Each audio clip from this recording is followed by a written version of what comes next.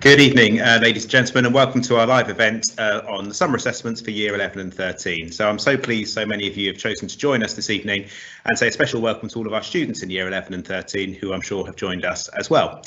So just to say a little bit about this evening, Mrs. Gould is going to be giving a presentation regarding everything we already know about the how GCSEs and A-levels are going to be awarded this summer. So we'll be going through that shortly. We do have the option for people to ask questions throughout the evening as well. So if you'd like to ask a question, just please type in at any point during the evening in the Q&A box there. And what we'll do in this situation is if it's a question that perhaps just one parent's asking, we can answer that individually. If it's a question we feel may be relevant to more people, what we'll do then is publish the answer to that question on the screen as well. So you're free to do that at any point throughout the evening. There may be one or two questions we can't answer here and now, and if that's the case, what we'll do in that case is send out some frequently asked questions afterwards. So I'm sure people all have lots to do this evening and lots of questions to ask, so without further ado, I'm going to pass over now to Mrs. Gould, who's going to take you through the presentation. Thank you all so much for coming along, and have a good evening.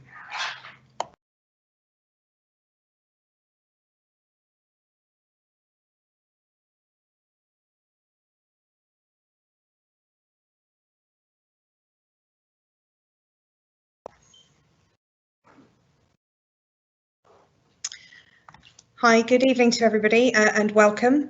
So just to echo what Mr. Doyle said, thank you very much for coming along this evening. So just to talk through an overview of what we will be discussing or what I'll be presenting on this evening, I will be going through the following. So the alternative arrangements for this summer assessments. That will be a bit of a recap. Some of it you will already know, but just to make sure that you are completely clear as to what the situation will be. What we're doing, why we've chosen to do it that particular way, how grades will be produced, and then some of the more sort of admin side of things, if you like. So what happens if an assessment is missed, how appeals might be carried out, and some of the important questions that I know Year 11 and 13 are quite keen to know, such as when do they finish, that sort of thing. So as you are very, very well aware, as all the students are, we have no exams this summer. They've all been cancelled and they have been replaced with teacher assessed grades. This is also the case for examinations for BTEC and Cambridge Nationals or Cambridge Technical courses as well. Now, unlike last year, those grades last year were produced based upon predictions of how students would have done if they had sat the exams.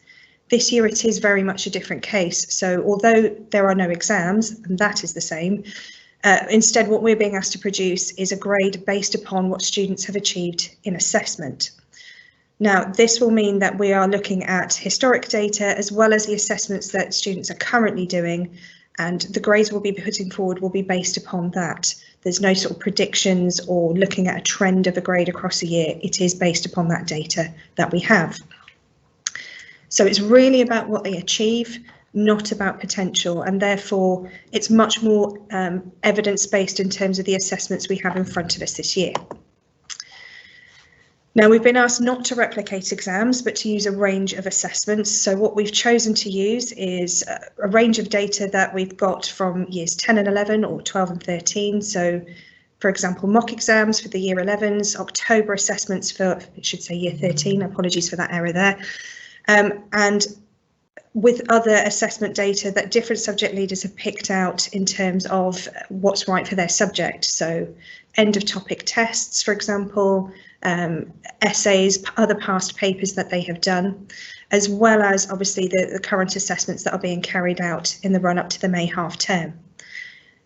We will be using that to create a holistic judgment and then produce a grade from that, and I'll talk a little bit more about that shortly.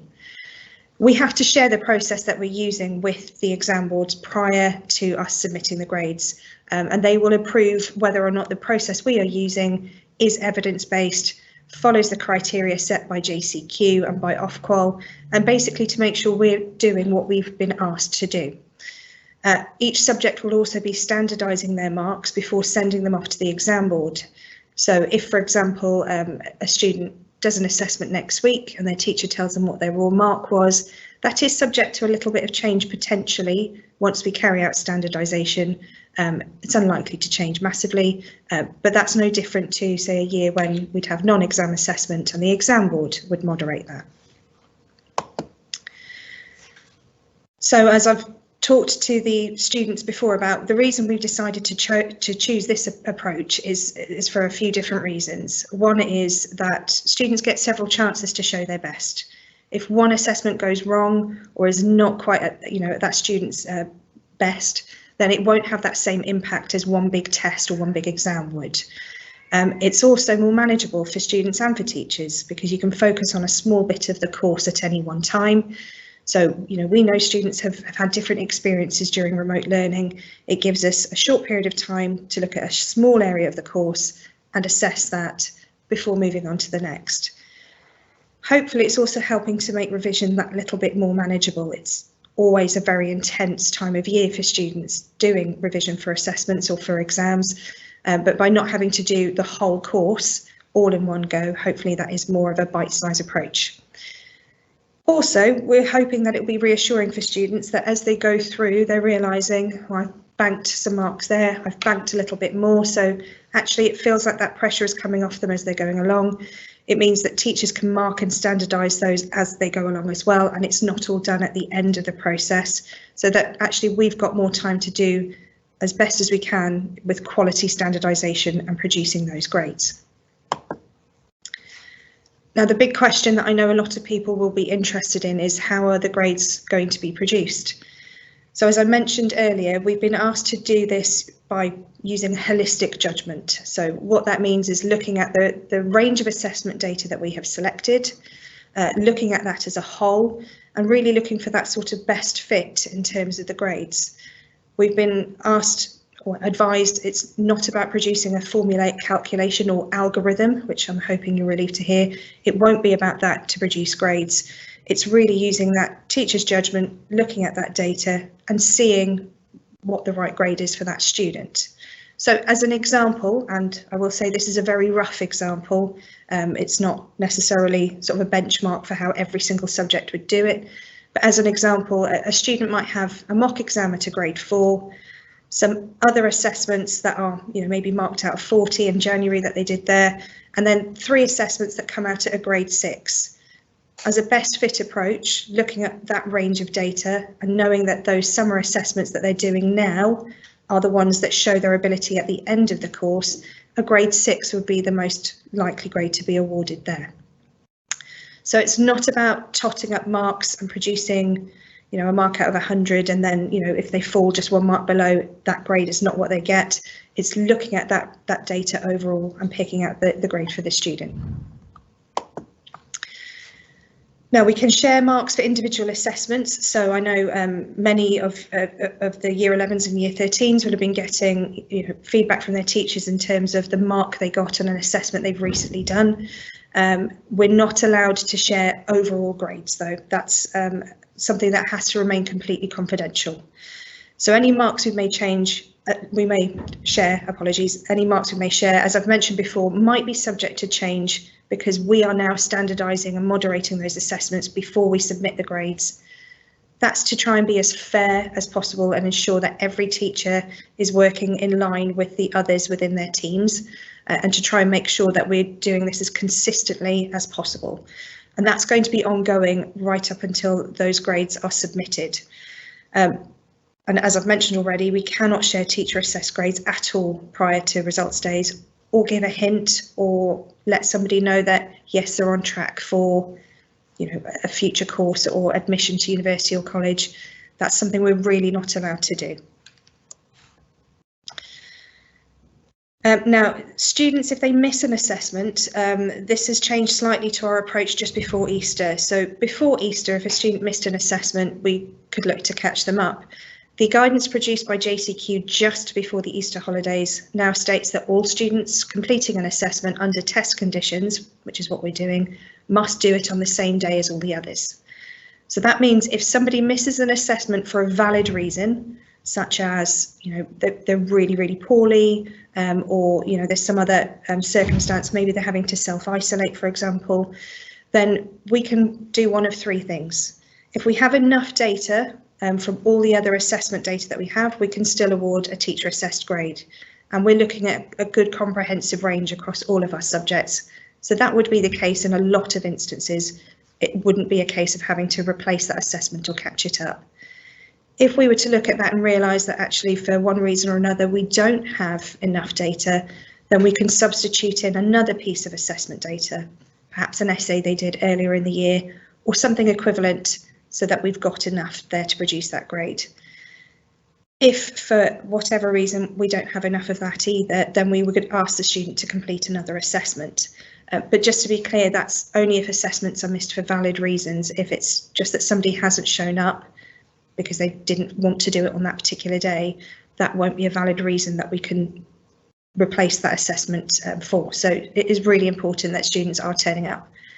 They have been fantastic so far. They have been on time, prepared, ready to go. So I have been really, really impressed with them. So it's not something I can foresee as being an issue, but it is something I needed to share. Again, like any year, and this really is like any year, even though we have no exams, it's important that I share information about malpractice, and we will be going through this with students as well to make sure they are absolutely clear. And we went through this with mocks for year 11s, and the year 13s will have had this in their previous exam years. Malpractice is something that we always have to, on a professional level, keep an eye out for. So if a student is submitting work that isn't their own, plagiarising work, using materials that aren't allowed in an assessment, we have to report that, and that wouldn't be different to any other year. This year there is the additional one. If any student is unfairly attempting to influence their teacher's judgment about their grade or applying excessive pressure, we also have to report that. We also have to report that if a parent attempts to do that. Now, I'm saying that because we are required in our policy to make you aware of that. As a parent body, you have been nothing but supportive during this time. So again, we've not had any instances of this, and I don't anticipate any, but as I say, I have to share that. Teachers are also required to authenticate work, which means they have to declare that the work they're putting forward, or the grades they're putting forward, is based upon students' work and only their own work. And we'll be asking students just to sign off to say that anything being put forward is theirs as well. Again, not different from any other year where they might have a non-exam assessment that's been put forward. Now, all of this hopefully will culminate in 2 really happy, positive days. So we have the dates for A-level results, which is the 10th of August on the Tuesday, and unusually on the same week, Thursday the 12th of August is GCSE results day. At that point, that's when we're allowed to share those grades, because they will become their published certificated grades. UCAS have indicated that universities will be finalising their decisions on results days, so we anticipate this to be like a normal A-level results day, where students will hopefully be getting some good news about their places for university courses. For our GCSE students, our year 11s, sixth form enrolment day will be on the results day, so Thursday the 12th of August, for all of those who submitted their applications on time. And then the next day, Friday the 13th, hopefully lucky for many, will be for all those applicants who submitted their applications after the deadline. We've also got sixth form interviews coming up, and they will be taking place this half term. Some information will be coming out about that shortly from the sixth form team. And there will also be a sixth form welcome day after half term. So some save the date information will be coming out shortly for that too.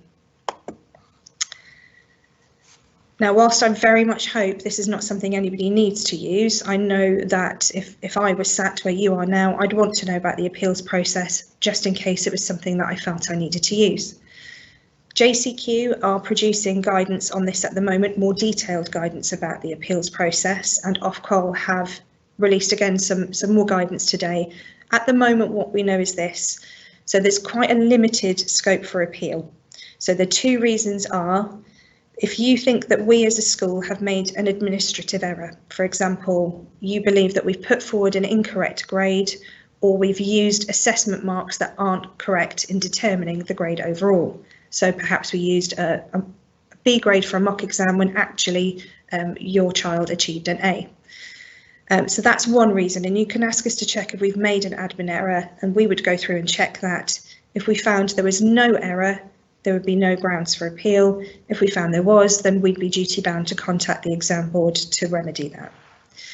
The other scope or reason for appeal is if you felt that we didn't follow our procedures correctly. So for example, we didn't apply access arrangements where they were allowed, or we didn't take into account mitigating circumstances such as illness, if we didn't follow our centre policy, or if we didn't standardise or moderate those marks.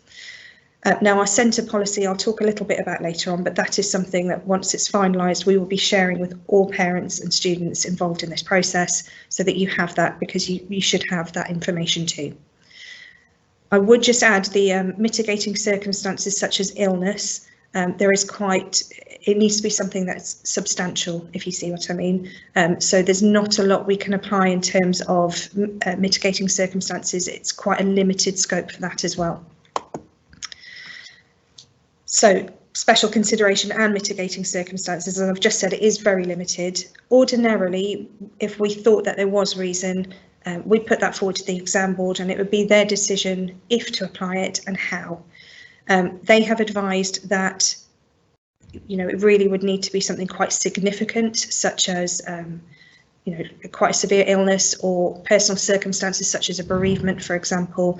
That would be what we would be able to sort of take into account this year. Now, what JCQ say is that if you believe that this was the case in a past assessment, or right now, if there's any circumstances or illness affecting your child that's significant, you need to let us know now so that we can see, can we factor it in, and then how we factor that in. If it's after we've submitted the grades in June, we can't do it retrospectively. And obviously once results are issued, again, we can't do that retrospectively. So if there is anything like that, I would just urge you to get in contact with the exams officer, Mrs. Haskell, in the first instance, and then we can look at that.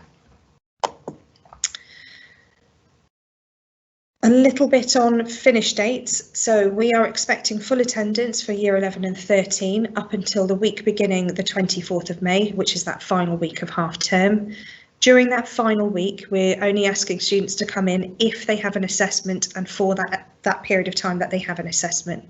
So if, for example, on that final week, they've just got 2 assessments, one on a Tuesday morning and one on a Wednesday afternoon, they're only expected to be in at those times and should be at home studying or celebrating the end of those assessments when they finish.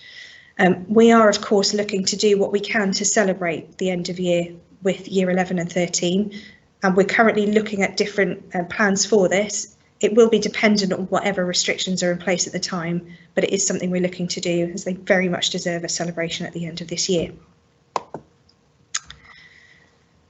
As parents, I know from conversations that I've had, you are watching your child work incredibly hard, do their level best to do something that no year 11 or year 13 has ever done before, to do an assessment in this way. And I know the students have been working incredibly hard as well. In terms of supporting them, it's just really thinking about everything that, each individual student can do to try and look after themselves. And I know you'll be reinforcing this at home. So the messages that we're giving them, you can see here as well. Just think about sleep, think about eating well, think about some time away from the revision as well, to get a bit of headspace, refresh before then tackling the next task. It does them good, as you will well know, but also it's very easy to just sit day after day with your head in revision and actually then be too tired for an assessment the next day. Just being kind, and what I mean by that is thinking, there might be somebody who says they've done 10 hours more revision. There might be somebody who says that they've aced that assessment and you found it really, really hard. Everybody is different. Everybody experiences things in a different way. You are doing your best. There is no more you can do. We will be doing some bridging work for post-16, so for our year 11s that want to stay on for sixth form or who want to study A-levels in other sixth forms and colleges, we'll be putting work on there. So the reason I'm mentioning that is that I know one or two students I've spoken to are trying to revise other things that aren't coming up in a specific assessment to prepare for next year. That can wait until after your assessments. You don't have to do it all now, and we will give some supportive materials for that after the assessments are done. Really, it's keep focusing on the things you can control. You can't control all of this. I mean, this situation, none of us can control everything. Focus on what you can do. Focus on the next assessment. That's the thing to be, looking at that time, and then really try as best as you can to, you know, move on to the next one afterwards. And I know it's something that I can't really make sure everybody can do, but it's trying not to worry about the things you can't do anything about. In terms of next steps, so we will be sending home this half term some information about what assessment data we're using for each student in each subject. That is so that you can see and students can see which tests they did in year 10 or which essays they might have done in year 12 are going to be used towards producing those grades. We have to do that, but we would be doing that anyway so that you are clear how we are producing them. And it's important that we're as clear and transparent as possible, and we have tried to do that throughout this whole process. We're not required to, but we're choosing to share the marks or grades for those individual assessments that we have already done. So these current ones, we won't be able to keep updating that live, if you like, and students will be getting those marks back anyway. But anything in the run up to these summer assessments, such as mock exams and past assessments, we will share that if it's something being used for a teacher assessed grade.